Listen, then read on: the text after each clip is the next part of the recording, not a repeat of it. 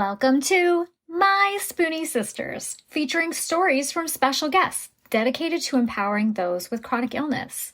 Our goal? To connect people and provide the support and tools they need to live a better life. For those with chronic illness, our energy levels just fade faster. We must be more purposeful with the spoons allotted to us. So grab your coffee or tea, sister, and tune in as My Spoonie Sisters share stories of living with chronic illness. Hi, my Spoonie Sisters. I'm Gracefully Jen, and I am so excited. I have Natasha here with me today, and she's from Take a Pain Check, and I'm just thrilled to interview her today. So, hi, Natasha. How are you? I'm good. How are you? I'm good. What would you like to tell us and share with us about yourself? So just as an introduction, my name is Natasha. I'm 19 years old. I'm a first-year university student, actually going to second year this coming fall. I live with juvenile idiopathic arthritis. And like Jen said, I have a podcast called Take a Pain Check and an organization as well, advocating for arthritis. And also, thank you so much for having me on. This is exciting. Absolutely. It's amazing. I think you're probably the youngest Spoonie sister I've had on here. Oh, wow. And I'm just super excited to have you on the other side of things. So what does your diagnosis story look like? How young were you when you found out? I was diagnosed in 2016, and that was when I was 13 years old. So it's been 6 years. How that kind of started was I was playing tennis. I feel like everyone's diagnosis story might just start off with like a sport, but I was playing tennis and I experienced some swelling in my joints. And one day, like I couldn't even lift up the tennis racket or the tennis ball. Like it was insane to me. I just started in September, and by October, it was like I had to quit because I could not do anything. So I went to the doctor. Well, my family doctor is so great. He was able to kind of detect that, okay, you need an x-ray, you need a blood test. Like, I think this might be arthritis. And that was when the results came back. He was like, I think it might be arthritis. And I feel like so many people don't have that. And so it was really quick. And then I got referred to a rheumatologist. At first, my parents thought it was a sprain. So for the longest time, they were just like, it's going to go away. But my friend actually made me go to the doctor and get it checked out. And then approximately within that month of October, I got diagnosed with juvenile idiopathic arthritis. Wow. Was that scary for you? Yeah, I mean, I was in grade 8. It was scary. I was crying when I heard it. Oh my gosh. I mean, I've talked to so many adults that have dealt with this, and it's scary enough as an adult. I can't even wrap my head around being 13. Yeah. 13, right? Yeah. Ugh. So was that your first experience having any kind of pain like that? Nothing else before? Nothing before. I mean, pain, yeah, that was my first experience. Random other things, like I had strep throat as a child 4 times a year from grade 5 to grade 8. Once I got my arthritis, it never came back, which I was like, okay, so you just switched up on me. You took away the strep throat and gave me something else. Wow. I lost my voice. So I was actually like, I sang all my life and I could not. And it was in the end of grade 7 going to grade 8 when I actually got my arthritis diagnosis. During that time, I couldn't sing anymore. I don't know why, just like nothing was working out for me because of my strep throat. And so that kind of changed with the arthritis. Those were the 2 main like big things in my life that have happened so far. But I can sing now. So yeah.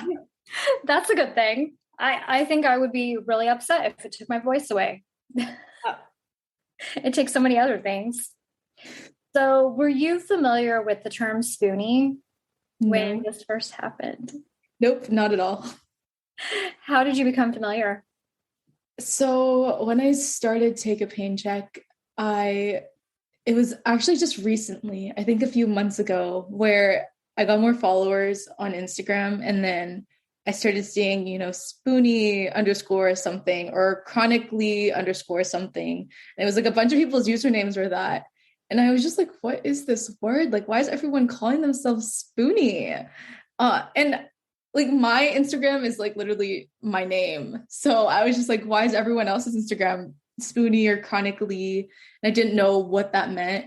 So I simply just Googled it and then I figured it out recently. And then it just made more sense to me when I see content now. I'm just like, yes, I know what this means. It's like a whole theory. And then actually now when I make content, I use hashtag Spoonie for TikTok and stuff because I feel like a lot of people know what that is now, I think. But yeah.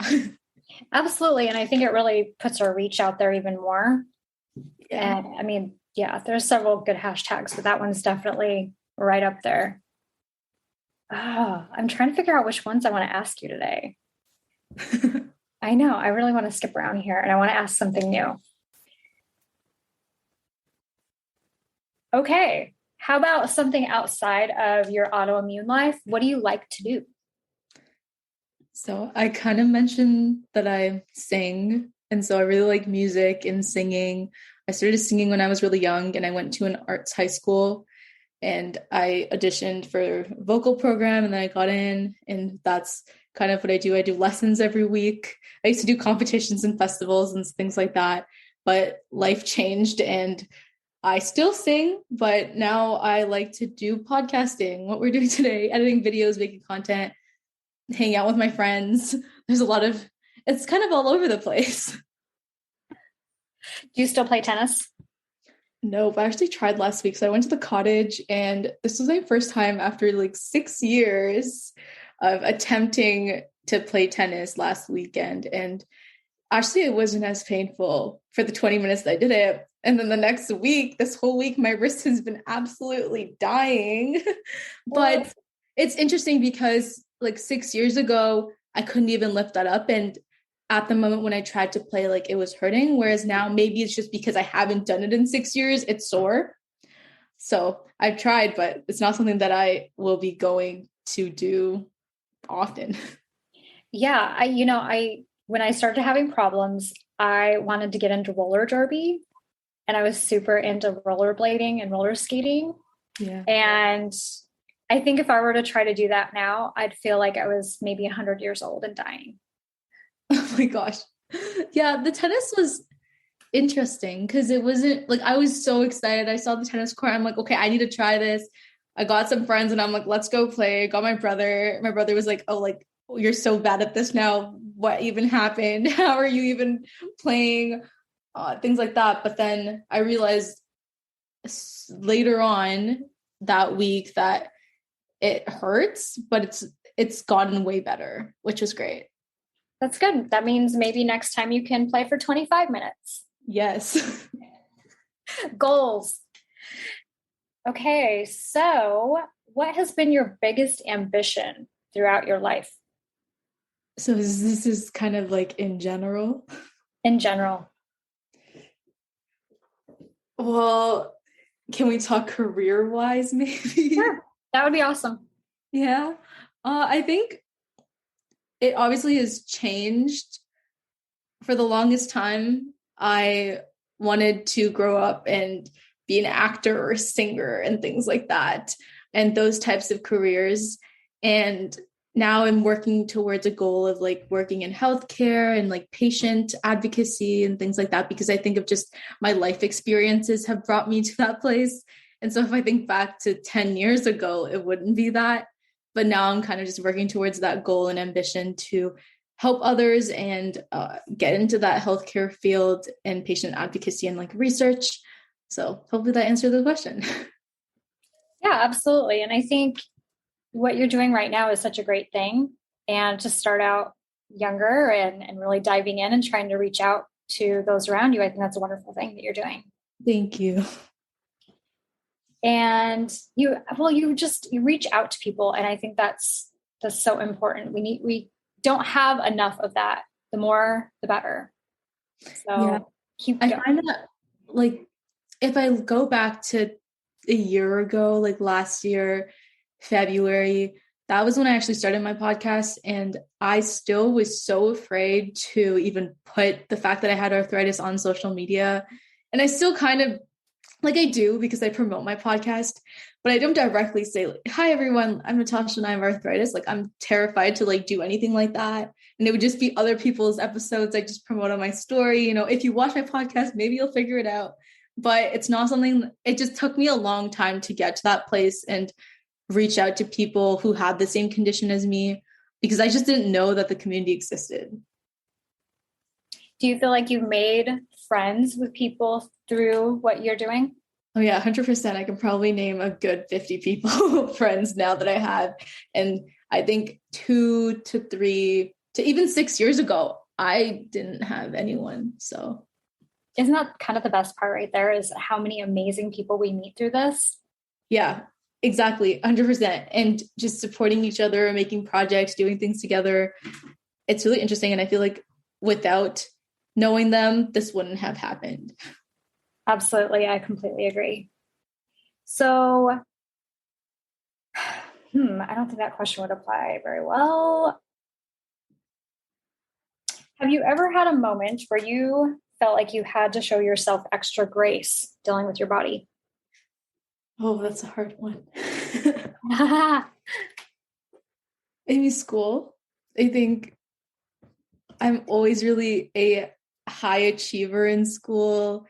I always want to get everything done, do everything, and I don't always realize my limits. I go beyond my limits when I think I really shouldn't, and I should give myself that, extra grace and pause and just not do it. And I only realized that recently when I came to a realization that I have so much pain writing and like typing too much and things like that. And so I think that that's kind of the moment where I realized like this is the point of my life where I have to kind of take those like periods and pauses.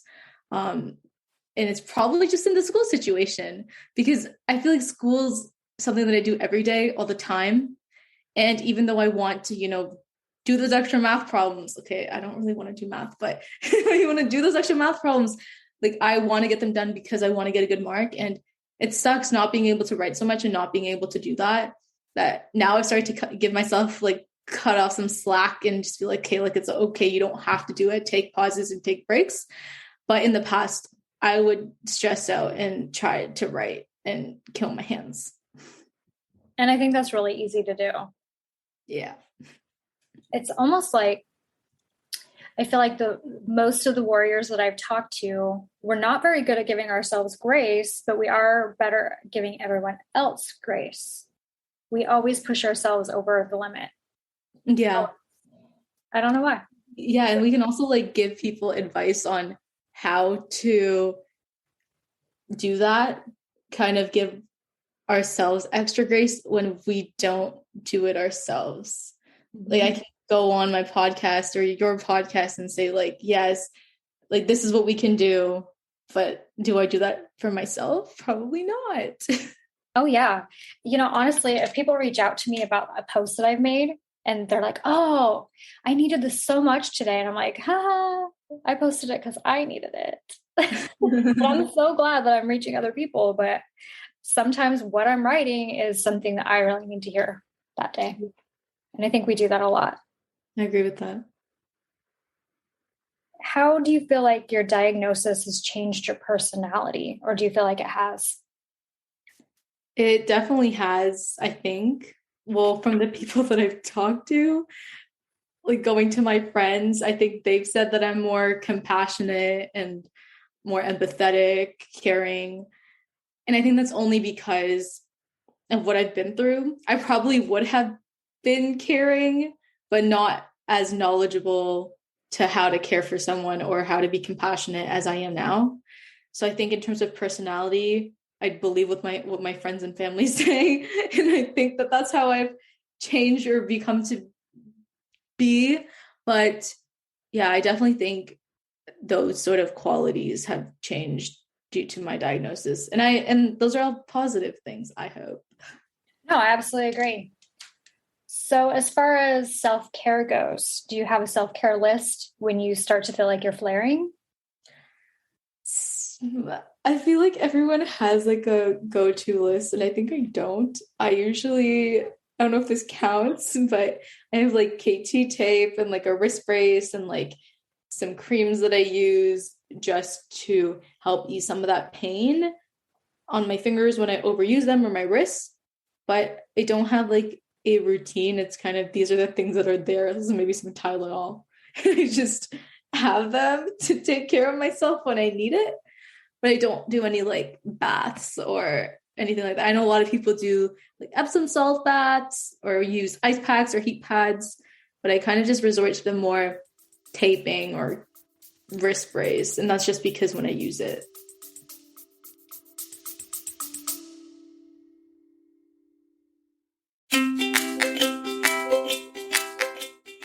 Calling all Spoonies. As a host of a chronic illness podcast, nothing lights up my day more than hearing from you, our incredible listeners.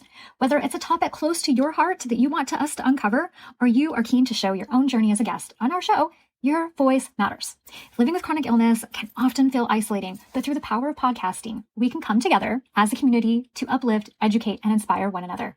Your stories, insights, and questions drive the conversations we have and the topics we explore. So if there's something on your mind, a story that you are just itching to share, or a guest you'd love to hear from, don't hesitate to reach out. Your voice is not only welcomed here, but celebrated.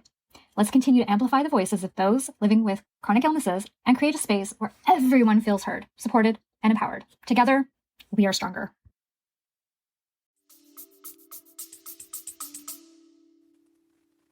It helps you. Yep. There you go. What is your most triumphant warrior moment? Do you feel like there's something where you conquered that day and you're like, wow, look at me go? It definitely would have to be recently when people started reaching out to me saying that like my podcast has helped them. And even I had this one mom that reached out to me saying that she's been watching my podcast for her daughter and she finds it so inspirational and she really wants her daughter to get involved with Take a Pain Check. And kind of, she's just, I don't know, they're saying so many nice things to me. Like people are saying how like I've changed their life or like I'm bringing awareness to important topics. And I'm just like, I would have never thought that people would ever reach out to me about these things. And I think that's one of my like triumphant warrior moments is knowing that I'm empowering other people and I'm advocating for them and helping them through their journeys. And I think that's like the whole purpose of the work that I'm doing. And so getting to that point was like really cool for me. That's awesome. Yeah. What would be your advice to a fellow Spoonie sister? I think I would definitely say that you should reach out and talk to people if you're ever feeling a certain way. A lot of the times we tend to just shelter ourselves and keep it to ourselves, but finding that community definitely changes everything in everyone's lives. And I think even when I found that community, I realized that not only am I helping others, but I'm also helping myself. So I definitely say just reach out and connect and talk to people if you're feeling a certain way or you need support or advice. It definitely makes you feel 100 times better. Absolutely. I agree with you 100%. Yeah. Do you feel like there's any misconceptions about your illness that you maybe had before getting diagnosed? I never knew that arthritis was for younger people. And I don't think anyone knew that unless you're a rheumatologist, like a pediatric rheumatologist. Yes, you obviously know that, or a medical student. But specifically for me and the people around me, we didn't know that arthritis was for old people. I mean, younger people. Oh my God. Can I just re-say that? That's okay. We didn't know that arthritis was a young people disease. Like it was always just told to be an old person's disease. And once I figured that out, it's not something that I was like in denial for. I kind of accepted it. But I think a huge misconception is that. And I'm glad that a lot of people out there are trying to break that barrier and break that stigma and are showing that that's not true. Because I think the more people that are aware of it, the more we'll know that you could potentially have arthritis, and it is an open conversation we need to have. I think if we shelter the fact that only old people get arthritis, if I'm experiencing pain or someone else is experiencing pain, then maybe we could speed up that diagnosis process because, you know, I knew about it and I could tell you to talk to your doctor and things like that. So that's a big misconception people have. No, absolutely. What is it like for you going to the rheumatologist? Do you feel like when you go, you get people staring or approaching you or saying anything to you? So I'm still in pediatrics. Okay. so I haven't transitioned to adult care. I don't see adult rheumatologists. So I find that hasn't been a problem for me yet. And it's probably about to come, but it's not been a problem for me yet. It's all kids, teenagers my age in the doctor's office. So I haven't. You're lucky because the rheumatologist office here, it's all ages. And I think when I started going there, I was 30. And that's like middle age. And I would go and you get these 80, 90-year-old people looking at you like, well, you're so young, honey. I'm so sorry. Because I'd go into the infusion room and I'd get these old ladies wanting to reach out to me. And one day I was getting one of my infusions and my infusion nurse was talking to me about her daughter. Her daughter was 10, recently diagnosed, and she was going to be starting infusions the next week at that office. Wow. And all I can think about is this poor girl, what she's going to go through next week. It's going to be scary enough. And now she's going to have all these really old people giving her the, oh, honey, I'm so sorry. Wow. I didn't even know that that was a thing, that you could have a rheumatologist for all ages. Yeah, they take all ages at my office. But you're in Canada, right? So yeah. Maybe that's a difference here in the US. Yeah. Maybe it's just where I live. I don't know. But that's not, for everyone that I've talked to and the doctors that I know, that doesn't exist here, which I think is good. But yes. Even when I'm 19 and I get to the adult rheumatologist office, there's probably going to be the same thing. So, yeah. Well, and my daughter started going to the same rheumatologist office as me. And now she's dealing with a lot of that crowd and she's 22. Oh, wow. Beginning stages of her journey, and they don't think it's RA, they think it's something else. So yay. I think like genetics based, you would have passed something down. Yeah, I mean, they're really not sure. Her numbers came back higher than mine, so we'll see what comes out of it, but something's going on. So well, I mean, at least you have that experience, right? So you could guide her if anything happens, which is important.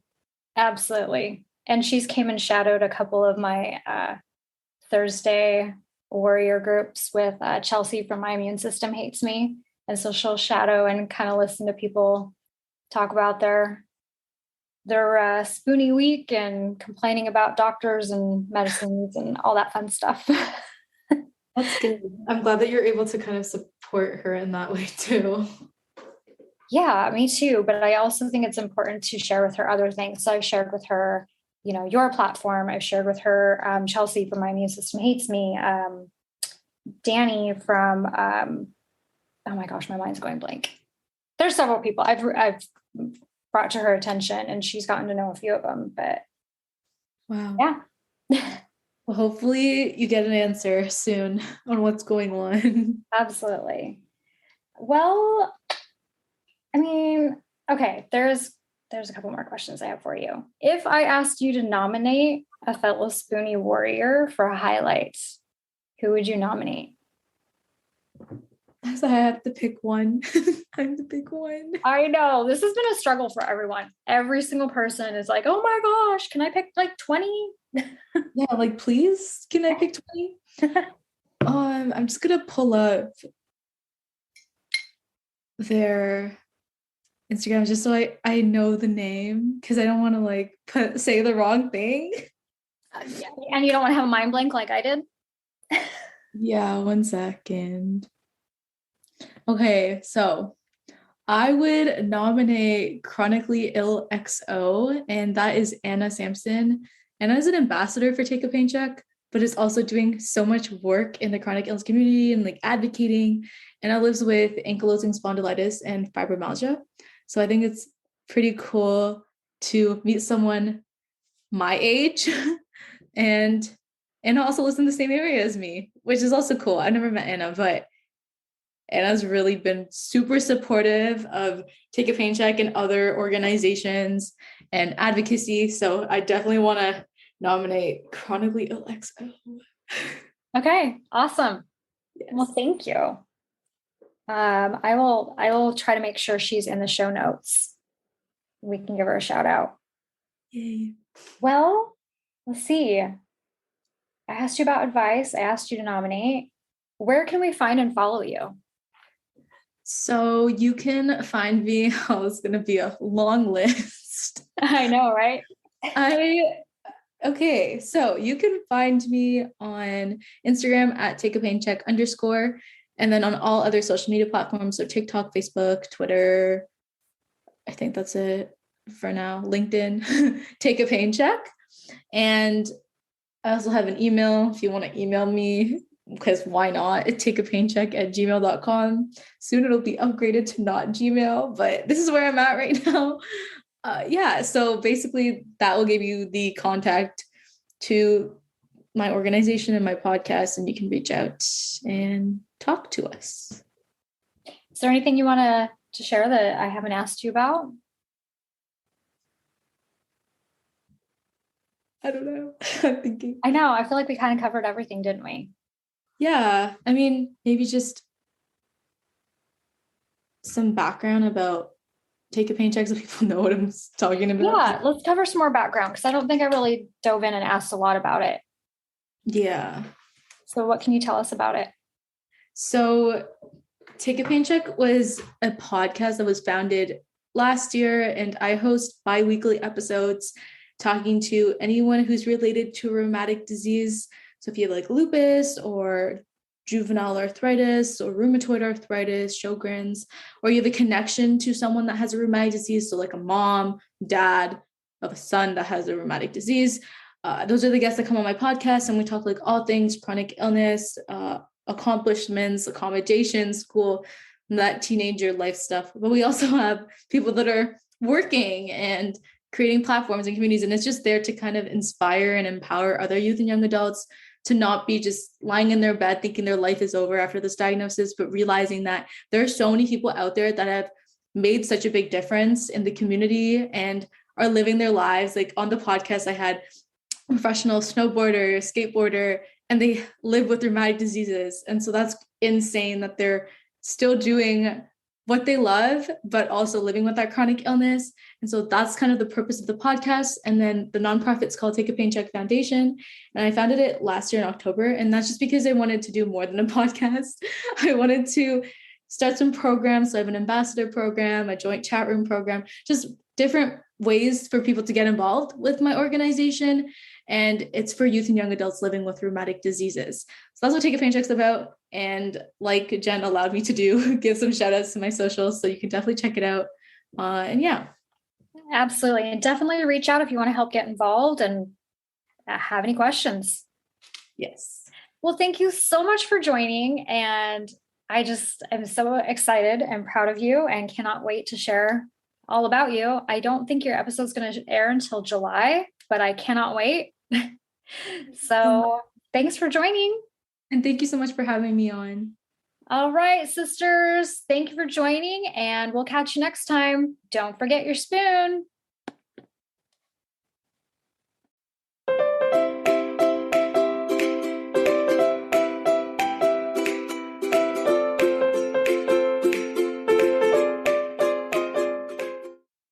The information, opinions, and recommendations presented in this podcast are for general information only.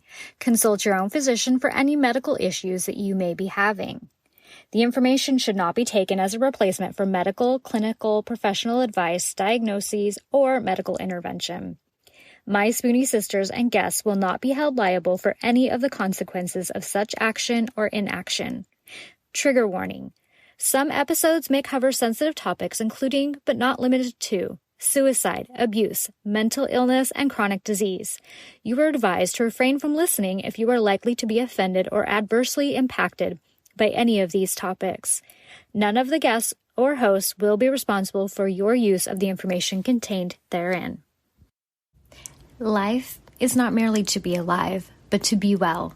Living a life with a chronic illness is best described with one word: unpredictable. Be Well's products are designed to make the unpredictable easier to deal with. Back when I was getting my infusions, I would have loved to have their adult zip hoodie. They even have one in pink. They also have everything from one-day pill holders to urgency buckets. So remember, they want to make your life a little easier. So be sure to check out Be Well.